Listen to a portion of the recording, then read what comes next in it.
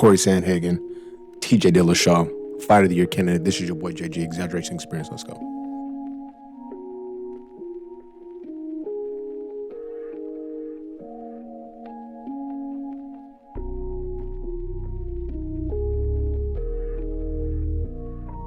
Welcome back to the channel, y'all. Like I said before, last night was crazy. I didn't even cover this fight. I didn't break it down. I anticipated it would be a good one, but Corey Sandhagen, TJ Dillashaw, they really went to fucking war last night. Straight like that. I want to take the time to apologize to TJ Dillashaw. I, in a video maybe 2 years ago or a year ago or so. TJ Dillashaw is the fighter that no one's checking for, that everyone should be. Recently tested positive for EPO after a knockout loss to Henry Cejudo in his own weight class. He has aggressive nipples. He's known to be a cheater.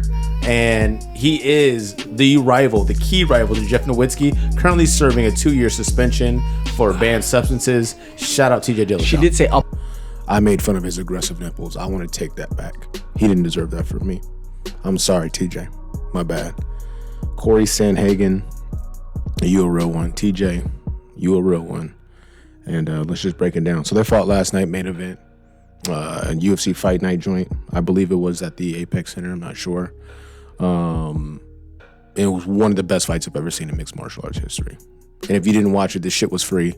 Watch that shit. One of the best fights I've ever seen. What I'll say on the front end is that's a coin flip fight. I think I see and I can understand how the split decision went to TJ Dillashaw. It's hard to win a fight, even when you fight as well as Sandhagen did, going backwards.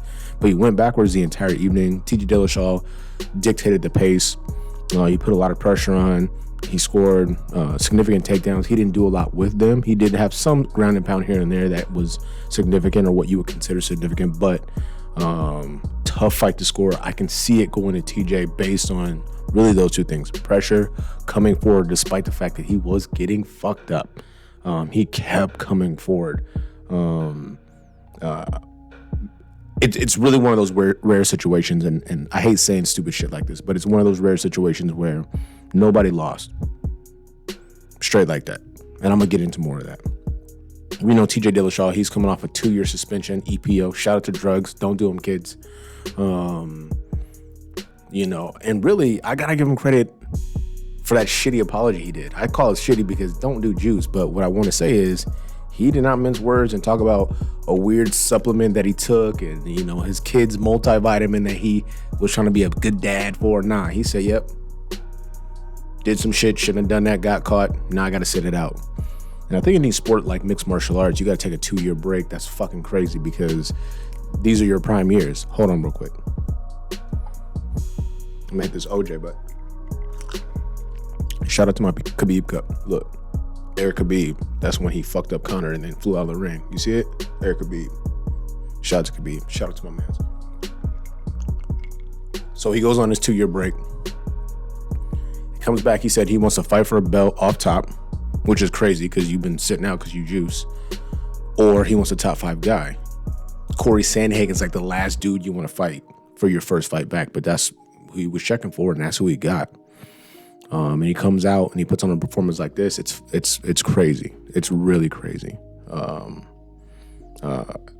It's mind-blowing. Now, here's what I want to say about Corey Sandhagen. For my money, he's the best in that division.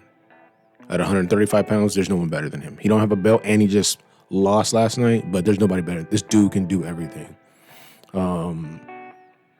Great counter-striking. How do you flying knee somebody 15 times in a fight? He flying kneed TJ Dillashaw 43,000 times and landed it clean. But Dillashaw, he took that shit. That motherfucker, he got to be on, test his ass again because he's got to be juicing. You don't get kneed in the face repeatedly like that and just accept it. And he accepted that shit multiple times and scored takedowns and all sorts of weird shit. Shout out to him. But the flying knees, the gorgeous counter striking, he had, his 1-2 that he throws going backwards, and then he pivots off is the best in the sport. I don't give a fuck what anybody says. You have to show me the example of a dude who strikes cleaner than Sandhagen going backwards. He throws a lead uppercut that he was able to land multiple times. Man, this dude can fight. we can get into the technical aspects of shit, but this motherfucker can fight. And you think, well, it's MMA. Of course he can. No. That's not what I'm saying. He can fucking fight. This dude can fight. He's a dangerous human being walking around and shit, pacey as shit. All right? He needs to get more sun, but still, my man can fight straight like that. And it's a curious thing because, you know, he's beating the shit out of everybody, right? He gets subbed by Aldo, choked the fuck out. And Aldo's good, but I don't think... He might be the fourth best in his division, even though he got that fucking belt. And he ain't winning straight like that because Petr Yan was whooping his ass. He, you know, Aldo looked good in the first, you know, 2.5 rounds of that fight. But then it's Yan, you know, he just does shit like that. Then he starts chopping your ass down like a fucking tree and doing illegal strikes and getting his belt taken because he's dumb.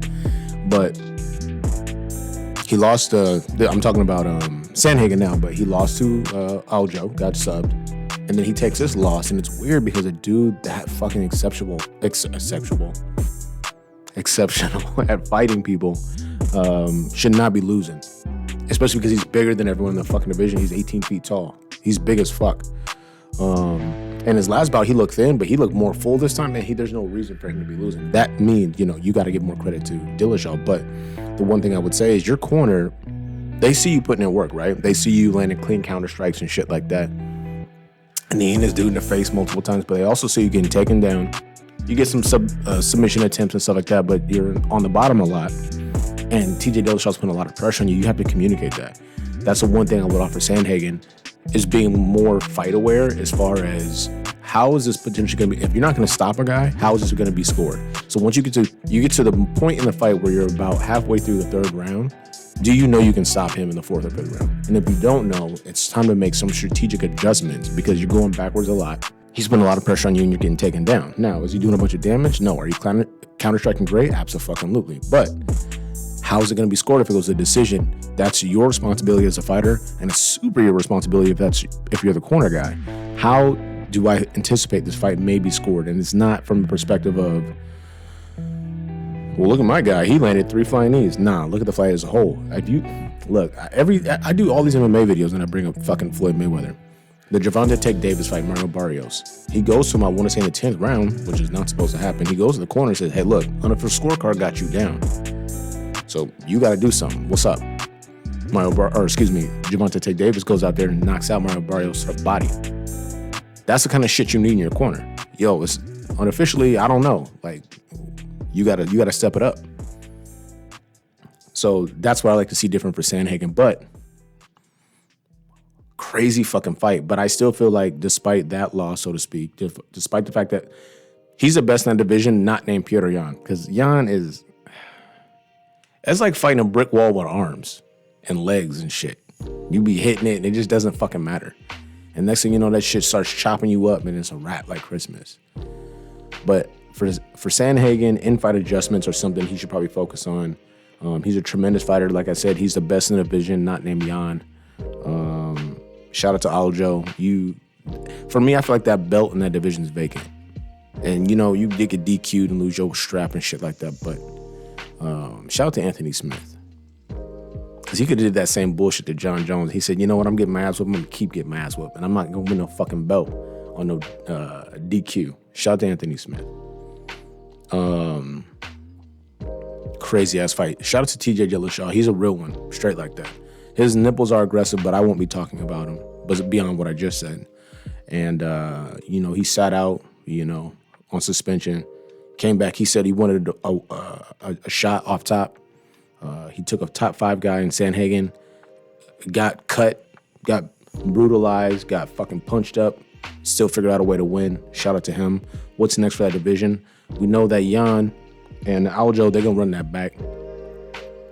So he got to sit and wait if he wants to. I mean, why go in there and fight another dude? I don't know. I wouldn't do that. But him coming back to the division, Sandhagen still being in the division, being viable, still being, in my opinion, the best dude not named Yan. It's an exciting time for that division. Him coming back. Hey, you know, I seen, what's his name?